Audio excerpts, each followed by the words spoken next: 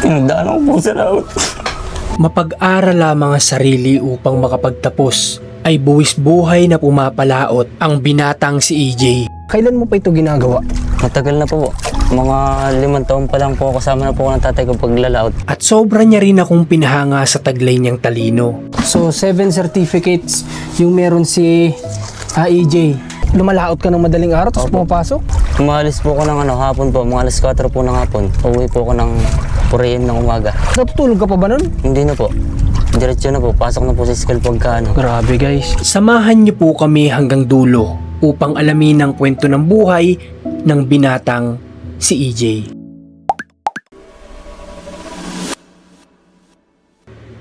Halos mag-aalauna na ng hapon nang isinakay kami ni EJ dito sa kanilang bangka. Minabuti nga niyang isama kami dito sa karagatan upang makita namin kung papaano niya ginagawa ang mga bagay na ito.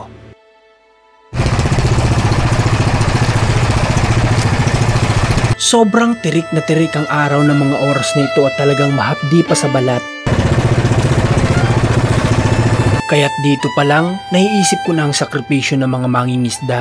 Okay guys, so ngayon nandito na kami ngayon sa, hindi naman to totally laot, di ba? Apo. Hindi pa ito laot, kumbaga ito yung pinakamalapit siguro na pinanguhulihan ng isda ng mga tao dito sa lugar nila sa San Juan. Kasi ang laot ay malayo pa, di ba? Hindi lang dito. So ito kasama natin ngayon si, anong pangalan mo? EJ po. Si EJ, ilang taong ka na EJ? 18 years old po. Si EJ po ay 18 years old. At EJ, itong ginagawa mo na gantong panghuli ng isda, kailan mo pa ito ginagawa? Matagal na po. Mga 5 taon pa lang po kasama na po ako ng tatay ko paglalaot. 5 years old ka pa lang? Opo. Grabe guys, 5 years old pa lang, sumasama na siya sa papa niya para gawin itong pangingisda na ganito. So imagine nyo kung gaano lang kaliit ang 5 years old. Yung anak ko 5 years old pa lang yun.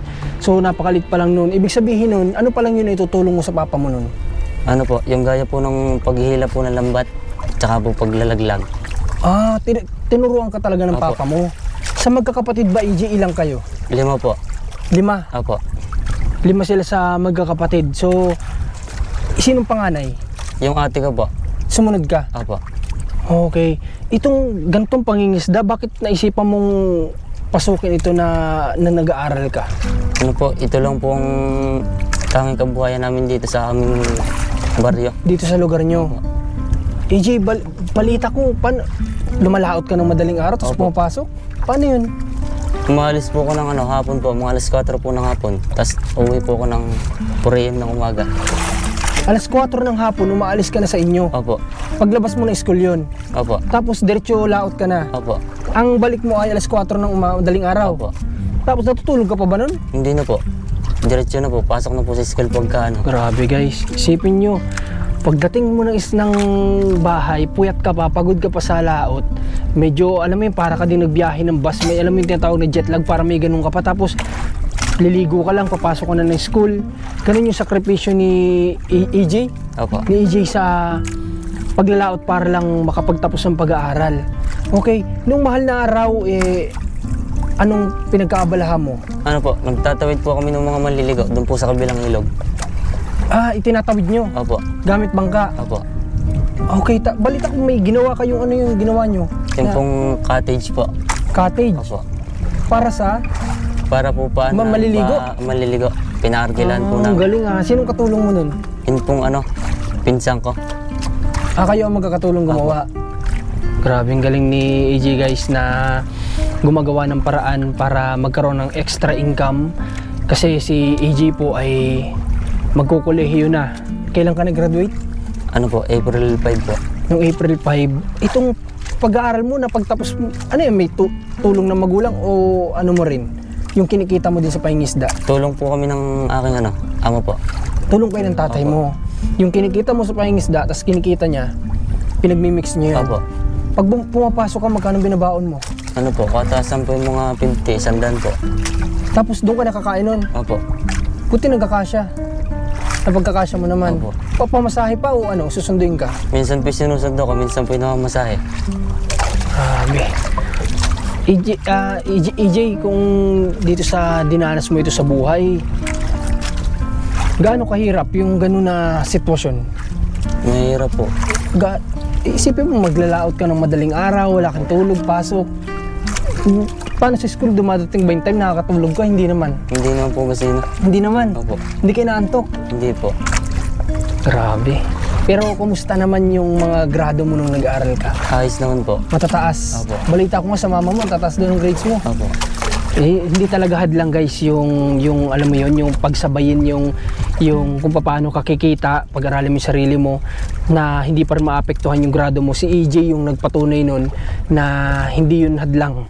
Okay, andito kami ngayon guys kasi gusto ni EJ sa ating ipakita kung paano niya ginagawa itong trabaho niya.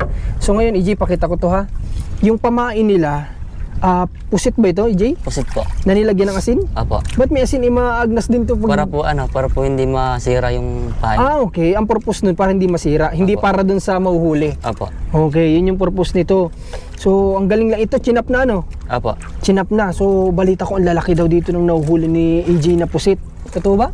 Opo. Ano yung pinakamalaking nahuli mo? Ano po, katasan po yung mga 10 kilo. Wow, grabe. Ang laki nun. Imagine nyo, 10 kilo. Gano'ng kalaki? Isukat mo nga sa kamay mo. Mga ganito po. Grabe, imagine nyo ganito kalaking pusit. Makakita ako sa Talamboy, hindi pa ako nakakita ng gano'ng kalaking pusit. Pero sa kwento ni EJ ay malaki talaga. So, yun. Tingnan natin kung paano nyo gagawin tong ano niya. Ayan, may uhulog siya na, na bakal. Nandun na nakalagay na doon yung mga pamain na pusit. Ayan. Grabe. Minsan EJ, nagsusulo ka din ng ganito? Opo. Ayun, may isa pa pala. Sa totoo lang guys, itong pinanguhulihan nga namin, hindi pa ito yung talagang, yung makakahuli si AJ ng malalaki, na pusit, pero gusto niya lang sa ating ipakita, pero tatry din niya, syempre kung may mahuhuli dito sa part na ito. Medyo malayo-layo din naman yung narating namin. Saan tayo nang galing? Dito po. Dito.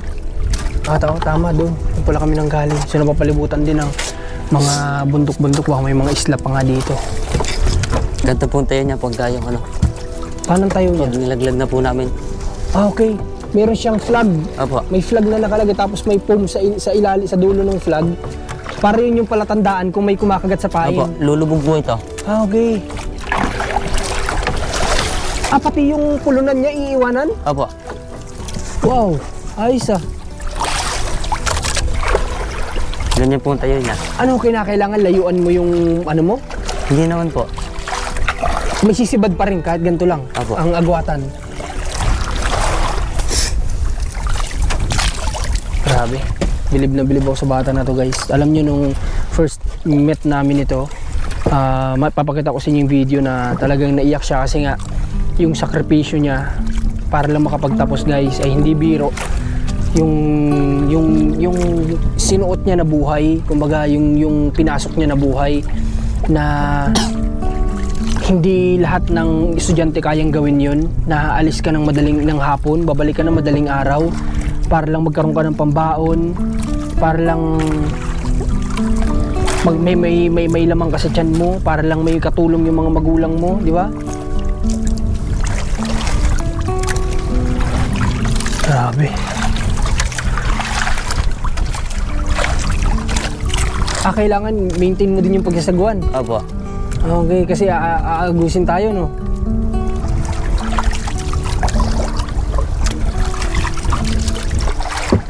Itong gamit niya na bangka, sarili niyo to, EJ? Sarili po namin to.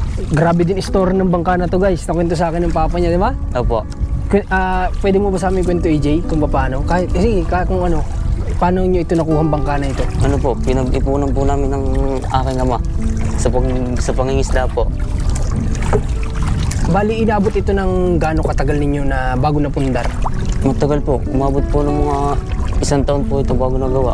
1 taon? Pinag-ipunan po namin to. Hati kayo ng papa mo? Opo. Sa kinikita. Tapos ang hirap nun mag-ipon kasi siyempre, nag-aaral ka, di ba? Opo. Babawasan pa yung iniipon nyo, ganyan. So, grabe. Itong napundar nilang bangka, sa loob ng 1 taon, bago sila nagkaroon ng ganito. Ganun katagal. So, hindi sila yung, alam mo yun, yung nagmamadali. Yung naniniwala siguro sila sa process na kumbaga mabibili din natin yan, ganyan, basta wag lang nating madaliin. So ang dami ko natututunan dito kay EJ na yun nga, sa mga bagay-bagay hindi mo dapat minamadali kasi may process yan may proseso yan. So yun.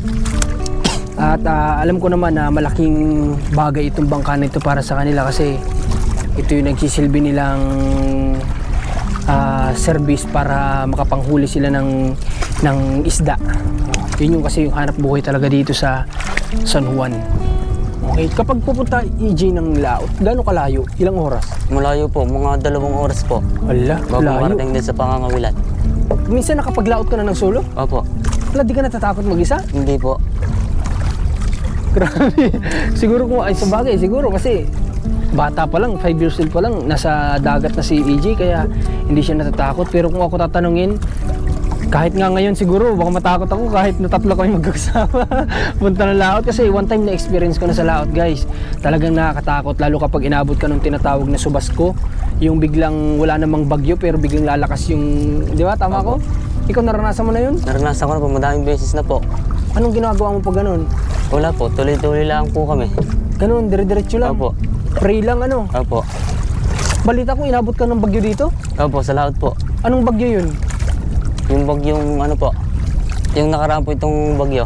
Yung nakarang bagyo na Opo. yung parang walang sign yung Pag-asa? Opo. Yung ba yun? Opo. Grabe, anong nangyari? Buti nakabalik kayo. Opo. Tagal din po kami bago nakarating ng tabi. Mas matagal, sigurado. Paano yun? May kasabay na ulan. Pwede yung gamit po namin yun ng kumpas po.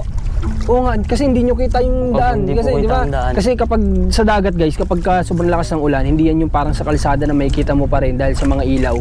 Kapag nasa dagat ka guys, wala ka talagang makikita as in. Kapag kahit ambon lang yan, yung medyo malakas-lakas na ambon, hindi pa totally ulan, wala ka na halos makikita sa paligid. Kaya ang nagsisilbi daw nilang paraan para makabalik, yung kumpas. Ano? Opo. Okay, medyo napapalayo kami dun sa... Hindi siya ano rin? Tayo yung Hindi po. inaanod? Hindi Tayo yun? po ang inaanod. Okay. Akala ko yung inaanod yung iniwan. Grabe. Ngayong araw, yung sa pagtatawid mo, nakailang ka na nang naitawid? Madami po, 8 biyahe po ako. Walang biyahe. Saan ang ginagawa nila? Ba't sila tumatawid? May bayan pa ba na tinatawiran? Wala po, naliligo po sila. Naliligo. Akala ko may bayan na tinatawiran. So paliligo lang pala yun. Saan ba dito yung pinapaliguan nila na sinasabi? Dito po. Eto. Saan? Dito banda? Opo. Okay. Nalalakad yun mula sa inyo? Pag minsan po, pag malaki po ang kate ng dagat. Okay. Kung pag malaki yung hibas, ibig sabihin ay pwedeng lakarin. Okay, dito sa dagat hindi biro guys. Kasi dito pa nga lang, ganito pa lang yung alon niya. Medyo may hilo ka na talaga. How much more kung nasa laot ka na, diba? Kaya saludo ako sa lahat na maing isda para lang makakain ng isda yung mga kababayan natin dito sa buong Pilipinas. Ay saludo ako sa ginagawa nyo. Buwis buhay na trabaho ang ginagawa ninyo. Nang mga oras na ito ay halos mag-iisang oras na kami na nandito sa karagatan at tila wala ngang sumisibad sa aming inilaglag na pamain. Kung kaya't medyo nakaramdam ako ng lungkot para kay EJ ng mga oras na ito. So umabot na kami dito ng halos an hour. Pero ayun nga, wala kaming nahuli. Wala si EJ nahuli. So di ko alam kung dahil siguro malapit lang tong pinangisdaan namin, pero EJ, ganito ba talaga kapag minsan ba talaga dumadating sa point na wala kayong nahuhuli? Opo. Gaano kadalas yung ganito na pangyayari? Dalas na po, maraming beses na po kung walang nahuli ganito minsan. Anong pakiramdam mo kapag uuwi ka? Siyempre nagpuyat ka, tapos uuwi ka ng walang huli. Wala po, pagod po pagdating. Parang pakiramdam na parang nakakaiyak kasi nagpakahirap ka, tapos uuwi ka na wala kang huli. Siyempre nagbabaka sakali ka na may mahuli ka at may maibenta, di ba? Para may pambaon. Paano kapag ganoon? Sino na lang nagpo-provide?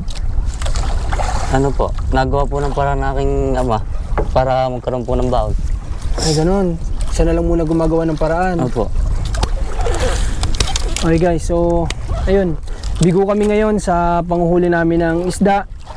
At ito pala yung pakiramdam na kapag naglaan ka ng oras para sumubok na makahuli, tapos ganito na wala kang mahuli, pero okay lang. Siguro ay hindi lang to yung yung time na ano na kumbaga time para naniniwala kasi ako kapag ganyan kung si ano nga kung si sino ba yung pinahulog ni Jesus ng ano ng lambat, si Pedro ba o si ano, okay, basta yung pinahulog niya ng lambat, di ba? So kapag will ni God, yun yung ano ko, yun yung para sa akin, kapag will ni God na siguro makahuli ka ngayong araw ng marami o bigyan ka niya ng pagsubok na wala kang mahuhuli, so siya yung may will niyan. Okay, so siguro dito yung time. Okay, so ngayon paano, EJ, babalik tayo? Apa. Babalik na kami ni EJ ngayon papunta sa bahay nila. At okay lang yan, okay lang kahit na walang nahuli ngayong araw. Ganito pala yung pakiramdam kapag sinusubukan mo na makahuli o yung purpose mo kung bakit nandito ka sa dagat. Na nakakalungkot din kapag kauuwi ka na wala ka man lang huli.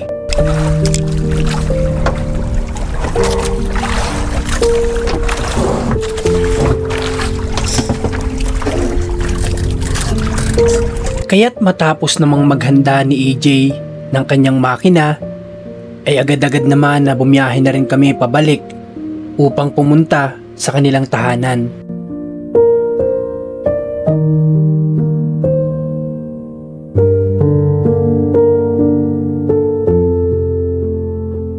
Nang mga oras nga na ito habang nakasakay ako sa kanyang bangka, iniisip ko pa rin kung papaano o gaano kalakas si EJ para gawin ang mga bagay na ito o ano yung talagang nagpupush sa kanya para may pagpatuloy ang ganitong gawain para lamang makapagtapos o matustusan ang kanyang pag-aaral.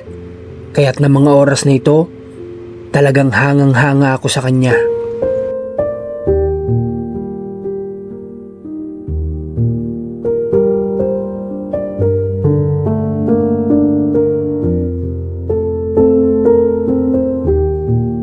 Hindi ko rin nga namalayan na malayo-layo rin pala yung narating namin mula sa Pampang.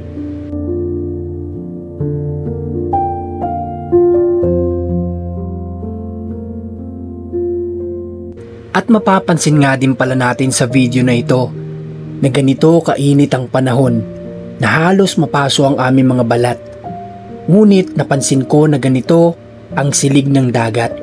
Papaano na lang kaya kung aabutin ka sa gitna ng karagatan ng bagyo? At makalipas nga lang ang ilang minuto ay narating na namin ang kanilang tahanan. So nandito na kami ngayon guys sa bahay nila EJ.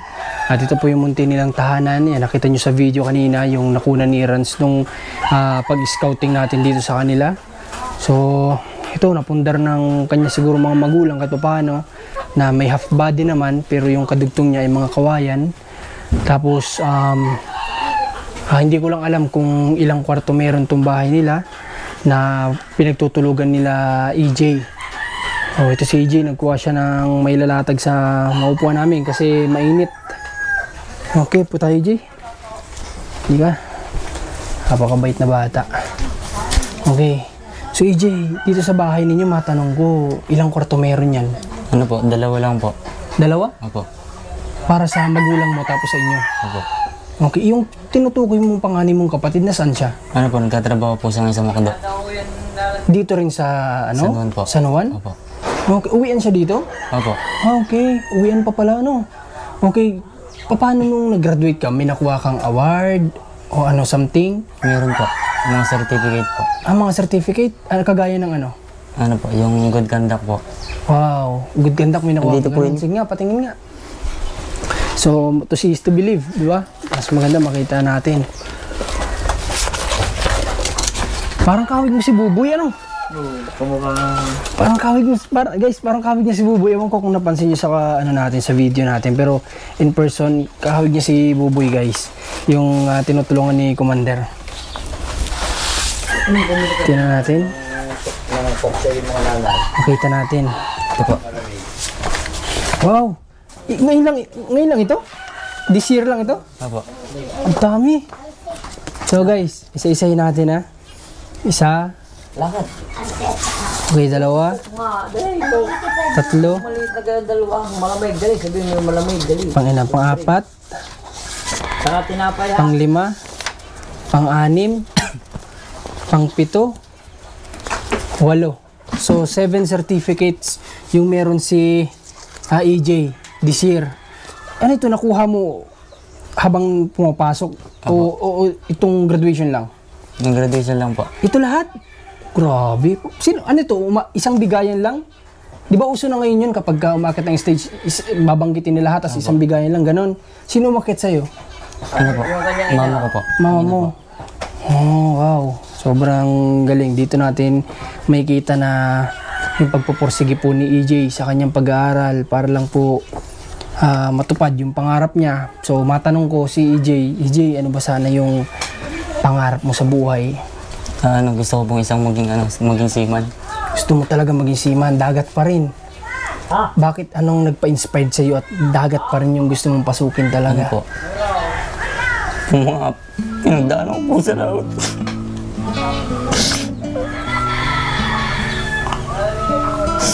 Bakit ano ba yung bakit naging emotional ka? Ano ba yung hirap? Bakit? Ano bang hirap yung dinadanas mo sa laot, EJ? Ganyan po ng pangingisda po.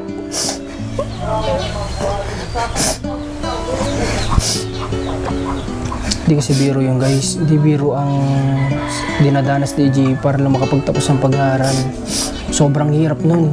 Ako pa lang iniisip ko pa lang, sabi ko, nagkikwentuhan kami habang pauwi ni Erans nun. Sabi ko, grabe yung bata na to. Sabi ko, paano niya nagagawa yun na, alam mo yun, para lang makapagtapos ka kasi gusto mo mabago yung buhay ninyo.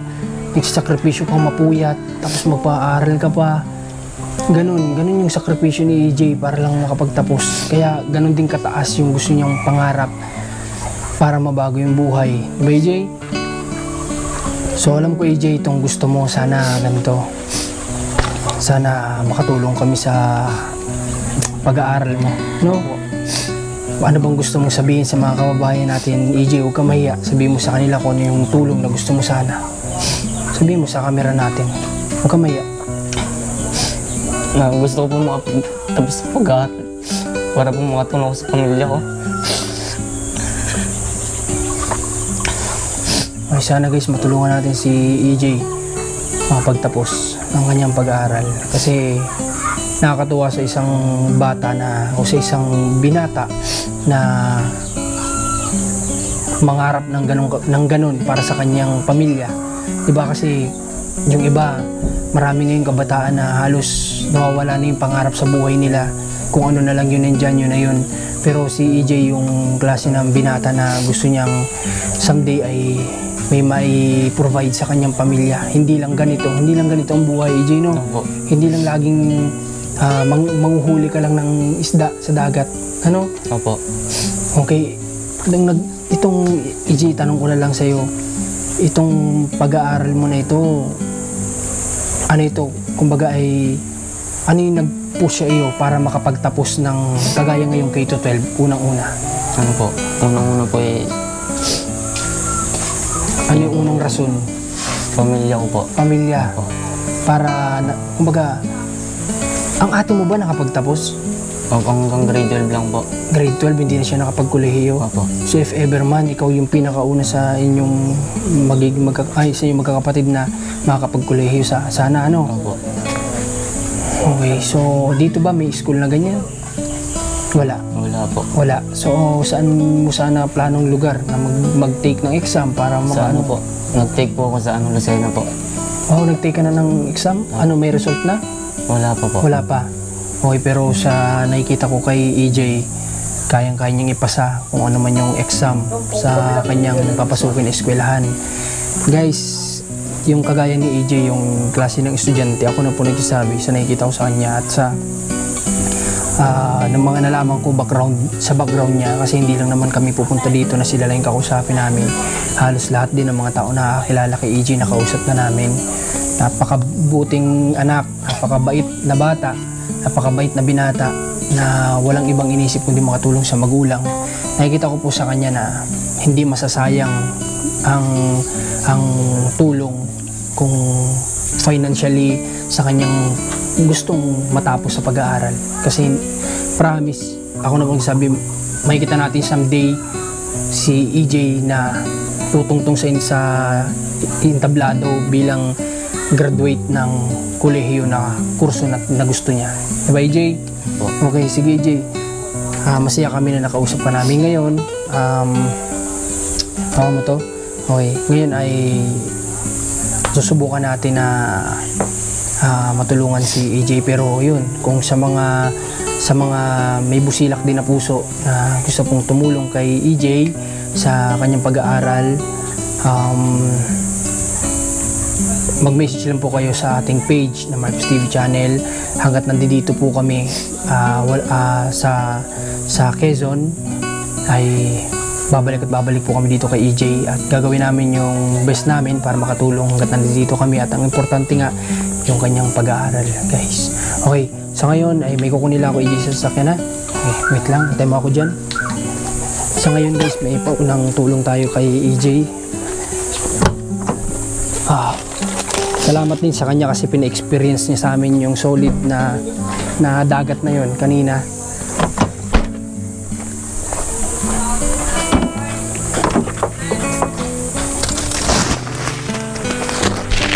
Bigyan natin siya ng bigas, tapos bibigyan natin ng cash si EJ para na sa ganon ay makatulong din.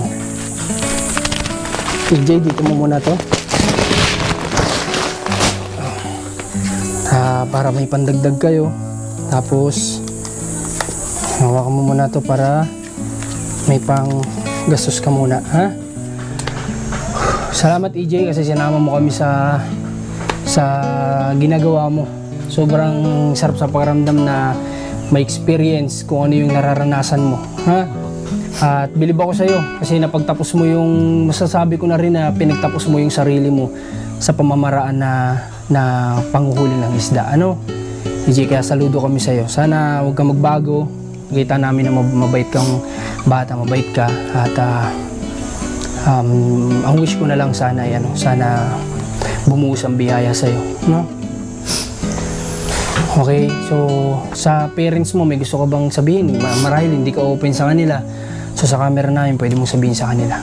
Nagpapasalamat po sa mga magulang ko sa pagsipag sa pag-aaral.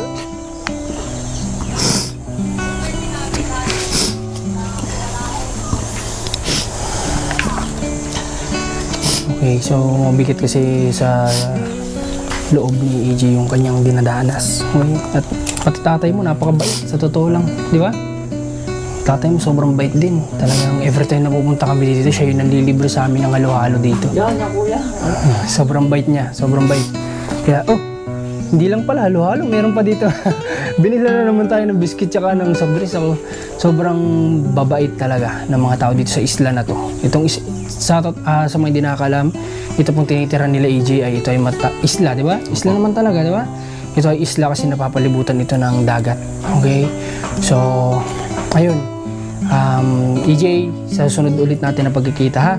Okay, sana may maganda kaming dala sa pagbabalik ulit namin dito. Ha, EJ? Okay. Huwag ka na umiyak. Basta pagbutihin mo lang, maging mabuting tao ka lang, ha? Okay, sige, salamat. At muli po, salamat sa lahat ng nanood ng video na to. Please, huwag niyo kalimutan mag-like, comments, at huwag mag-skip ng ads. At i-share po natin to para na sa ganon, mas marami makakita na makakatulong sa atin para kay EJ, at tayo naman gagawin din natin yung best natin para sa kanya. Kailangan po namin kayo para kay EJ. Yun lang po at maraming salamat. God bless, pagpalain po kayong lahat. I can feel there is somebody here, and he's watching over me tonight as he takes away my fears, lets me know there's a heaven up there. Yeah, he's reaching out his hand to me to wash away my tears. Oh, I know you and I praise you. Got my arms open for your love. Oh, I want to be near you. I hear angels from up above. They sing hallelujah.